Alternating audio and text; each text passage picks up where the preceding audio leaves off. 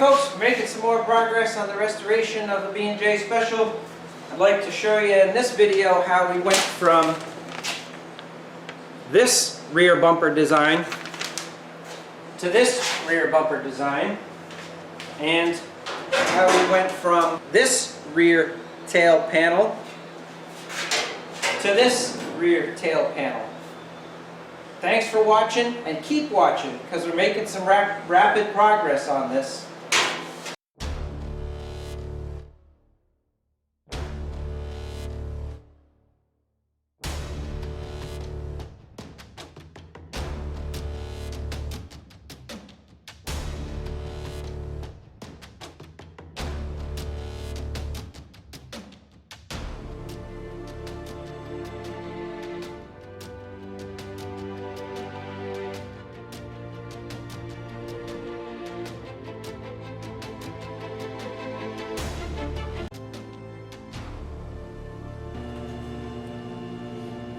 Oh, hey folks, welcome back to KEI Fabrication.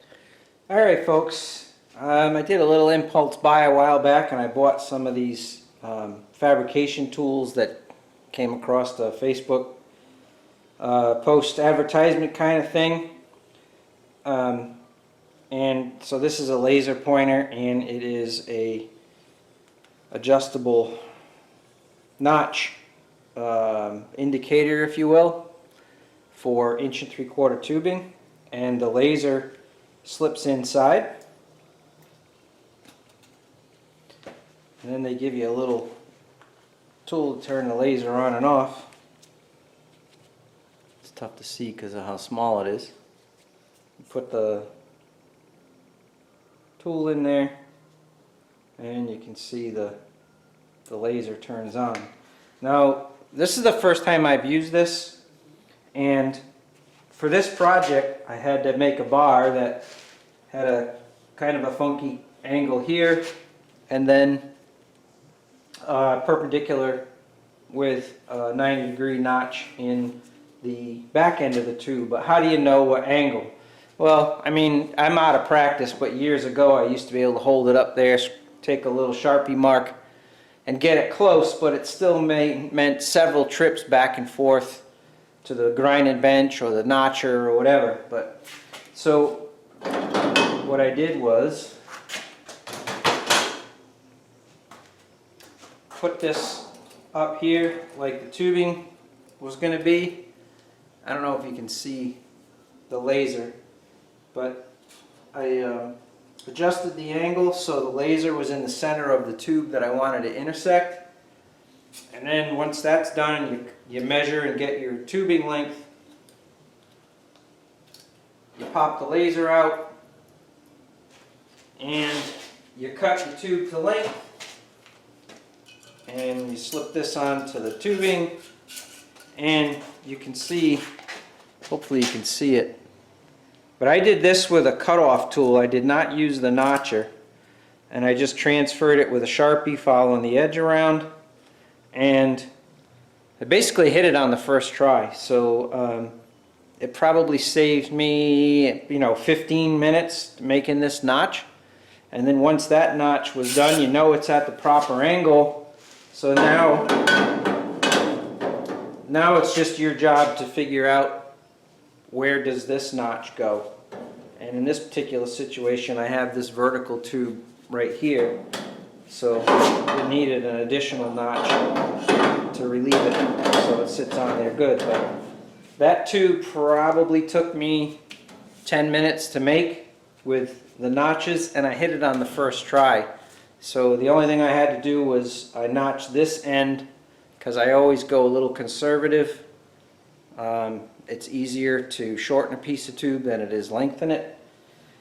So I notched it a little bit on the conservative side, and then once I got my confidence up, I went back and I had to notch it maybe 1/4 of an inch deeper, and then go ahead and put the notch in the bottom side once I was comfortable with what was going on. But so kind of happy with these tools that I bought. I'll put a link in the description down below. It works for me. It might work for you too. I did the same exact process for the passenger side too. It fits in there nice. Got my notch on this side, and it's kind of pleasing because this old girl dropped right in there just as nice. And again, I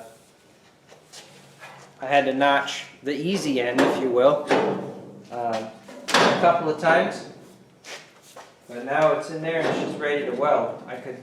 This is actually a good enough notch if you were doing TIG welding, so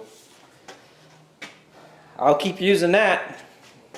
Good quality result of the work and increasing speed. That's a win-win.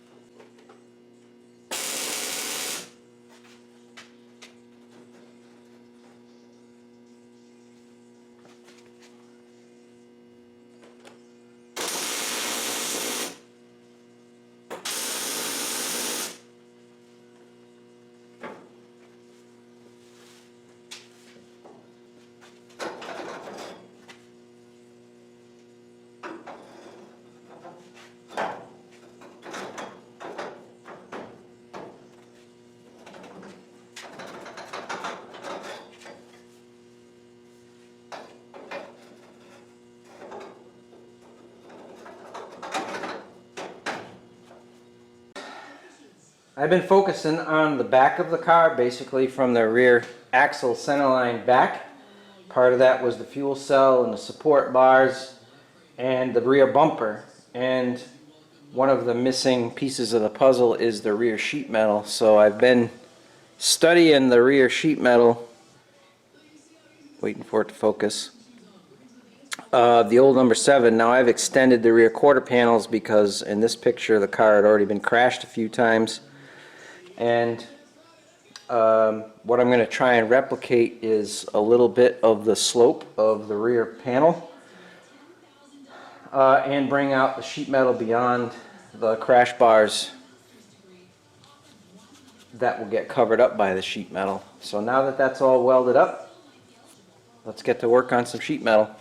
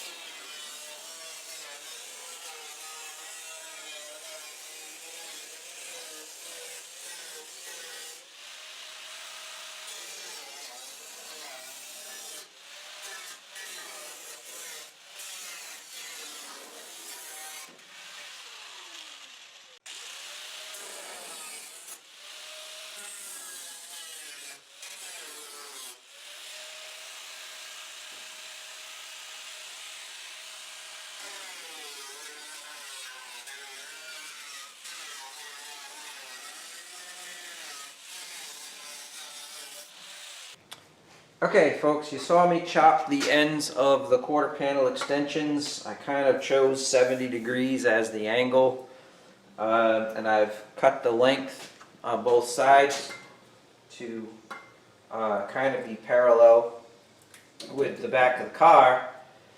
And I've been studying the pictures of, I'll put the picture up in a minute, the curvature of this.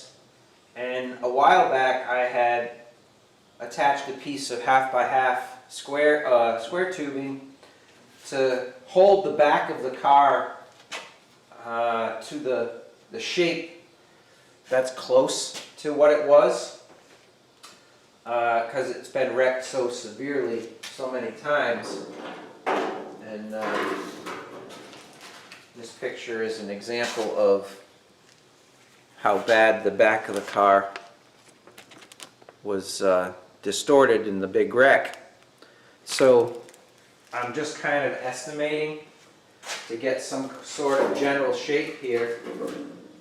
And in the picture it shows that way back here at the end, and even is consistent with a 39 Chevy from the factory, that has a much more exaggerated downward slope.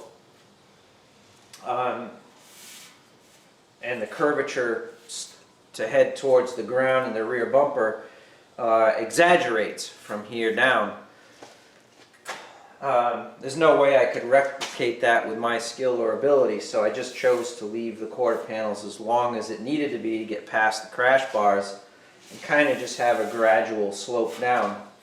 But I wanted to match the curvature from left to right, and what I did was I used the shrinker stretcher that's over here, actually the shrinker, and took this piece of light aluminum, marked the center line, the center of the body, and I've kind of matched the curvature from left to right, and it's an average curve because, again, the quarter panels are pretty distorted, especially out here in the corners. So I got that average curve, and that'll end up being incorporated into the rear panel. So I use this as my template to create the mark on the sheet metal panel that we have here. It's got a slight curvature, which this would have been the mark if it was perfectly straight across. This is the mark for how high it's going to be. This little space here is going to be the flange that I'm going to use my bead roller to put in, so it gives the panel some integrity instead of just a flat plate. This will actually resist that oil can effect. So I've got the frame rails notched, so it fits in there pretty well, and I basically got about 5/8 of an inch all the way around that the bead roller will curl over, and I've got the rear angle of this. And again, the original car had somewhat of an angled rear panel. I may have increased it a little bit, and I have to be honest with you, the reason why I like that angle is one of my favorite cars of all time is the Ford Daytona Coupe, Shelby Daytona Coupe, and the story behind the aerodynamics and chopping the back of that car off. So that's something that it already was supposed to have an angle. I just chose to maybe make it a little more dramatic, and I just like it, so that's what we're going to have. Alright, so the next step is I'm going to put some sort of a bead pattern with the bead roller in here, probably just a step die to kind of add some strength, especially way out here in the middle of this panel, to again reduce the amount of oil canning, and that has to be done prior to using the tipping die to roll this edge in that'll eventually allow it to be welded to the quarter panel. So this flange would be too tall to fit into the bead roller to then go ahead and do the step. So I'm going to kind of trace out a pattern to put the step die in, kind of like I did on the firewall, and then change the dies over and put this flange around the top side. And then I already have a piece of angle I cut that'll eventually get tack welded to the frame, and this will either get riveted along the bottom, so that'll prevent this thing from flapping around. So, all right, let's talk. Let's see if I can make this happen.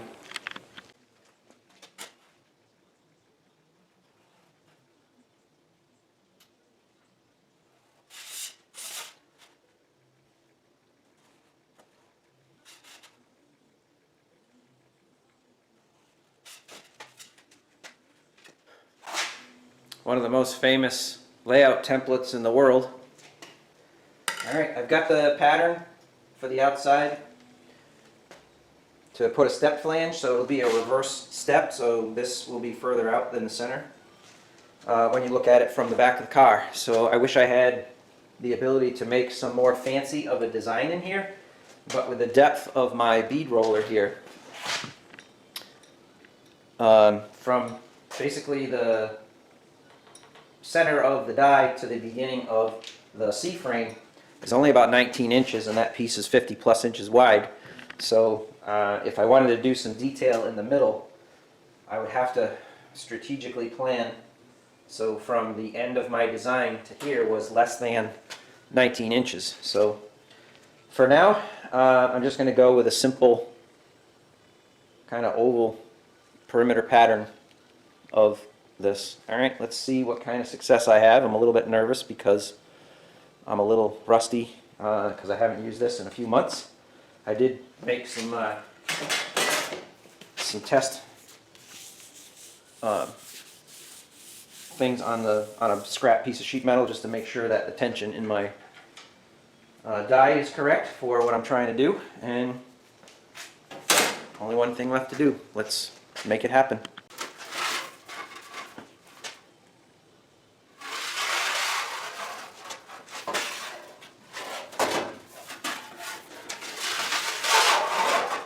So what I'm doing is just making sure I'm not incorrectly thinking that I'll get myself into a bind that when I swing this thing, I'll run into the limits of my C-frame. I can definitely see the value of the really expensive ones that have either a 36 or a 48-inch reach, if you will, or throat, I guess is the correct terminology. So what I'm going to do is line up my scribe line here with the point of the die. Now, this particular size step die and the 20 gauge sheet metal, I tested the number of turns after you make contact, and it seems to like about 1 1/4 turns. More than that, and I think it actually starts to be more of a cutting tool than a forming die. So I'm going to go like 1 1/4 turns, and that whatever that step or offset ends up being is what we'll end up with.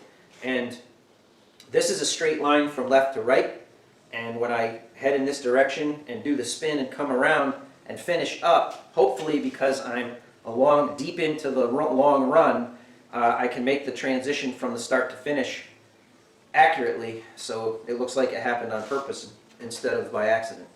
So I'm going to turn, there's 1 turn and roughly a 1/4 turn. Got my little foot pedal here, and now my job is to let the table support the material and try to keep my eyeball on the die and the scribe line as best that I can. I've got it going at a pretty comfortable speed, so I may actually slow it down when it's time to do the turns.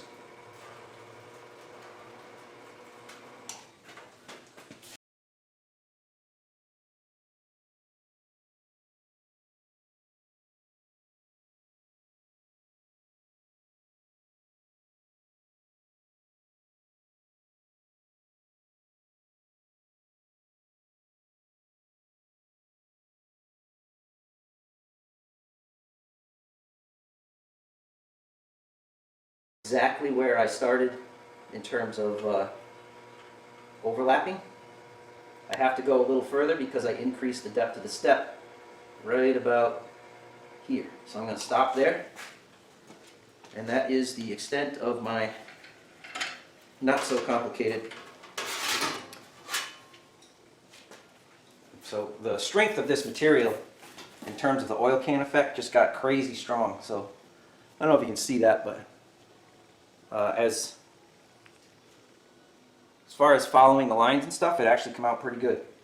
So now I'm going to switch over to the tipping die, and then I'll roll this edge up and make a flange out of it.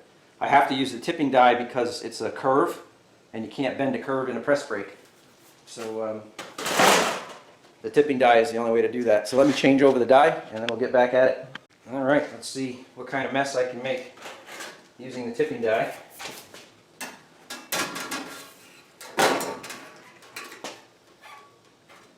So the tipping die is a narrow top die and a soft bottom die. It's a polyurethane die, and the theory behind it is the bottom die deforms, and I'm just kind of setting the preliminary tension here, and then I'm going to go 1 1/4 turns. Now with the tipping die, it forces it down there and it starts to make the bend, and you actually have to pry up on the remainder of the material for it to start that bend. So it's a multi-step process to get it most of the way, and then you actually use the shrinker, especially in the corners. So it's going to make a mess of this because I need to move material with the shrinker through this area. So It's going to take a little while and multi-steps, so I already messed up. I can recover from that. Followed the wrong line. It's like a sewing machine where you go backwards and forwards, which is another nice feature. So I'm putting pressure up on the material to kind of amplify the bending process.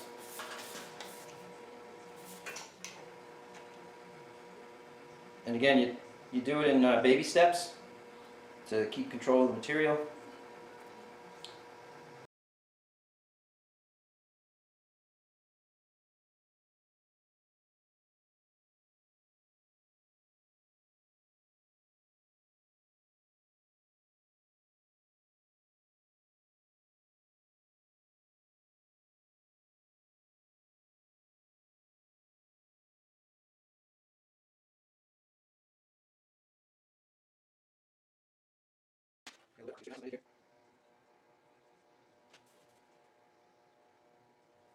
Right. So I've got probably an 80 to 85 degree bend here, and I'm going to allow the shrinker and stretcher to get me the corner to be straightened out. So I'm going to move over to that, and then we'll do a test fit on the car. Well, there it is, folks. I got that flange put in all the way around. I didn't show the process of doing that other than the tipping die. The biggest challenge was these short radius corners, and I've got to learn some more about doing those, but I ended up using a hammer and dolly to get that around the corner. Because of the tight radius, it just doesn't fit in the shrinking die, because the shrinking die is like 1.5 inches wide, and obviously if the radius of the corner is too tight, it's only going to make short, straight steps on that. So I know it's difficult to see the step in here. It wasn't really a huge cosmetic feature, more just an oil canning prevention kind of thing. I do have a small piece of angle iron running across the bottom. That's what the vice grips are all about, just to make sure that I'm happy with the function of the project. So kind of like it. It looks pretty good, and we're gonna move on from here.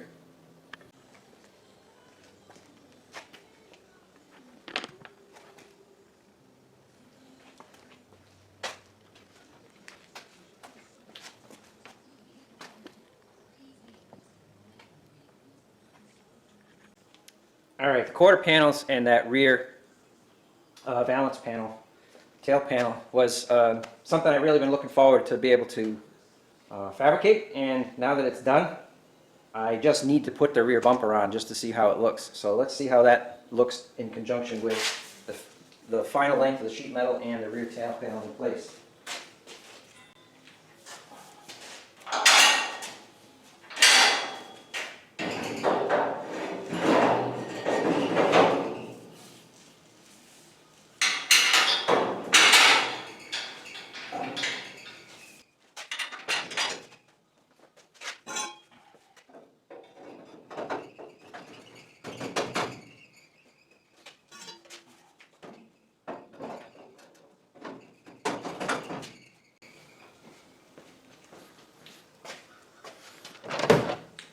All right, that looks like a race car to me.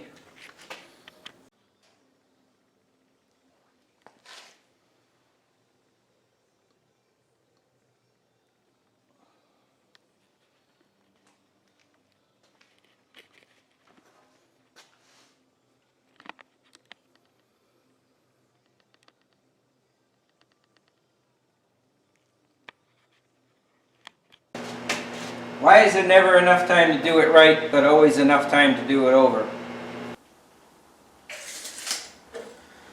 Alright folks, that's going to be it for this one. If you're still with me, obviously you like this sort of thing. Thank you so much for following along with the rebuilding and restoration of the old number 7, otherwise known as the B&J Special. Thanks again. Hit that like button for me, would you please?